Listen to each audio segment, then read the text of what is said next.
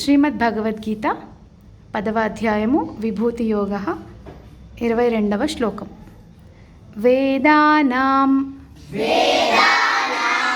సామవేదోస్మి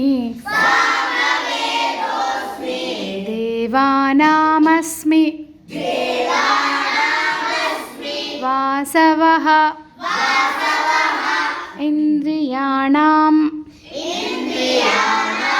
మనశ్చాస్మి భూతానామస్మి చేతనా వేదానాం సామవేదోస్మి దేవానామస్మి వాసవః ఇంద్రియాణాం మనశ్చాస్మి భూతానామస్మి చేతనా వేదానాం సామవేదోస్మి దేవానామస్మి వాసవః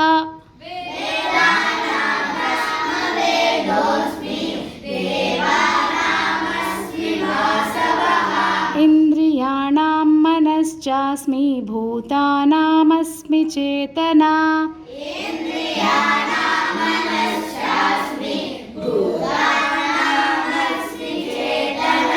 వేదానాం సామవేదోస్మి దేవానామస్మి వాసవః ఇంద్రియాణాం మనశ్చాస్మి భూతానామస్మి చేతనా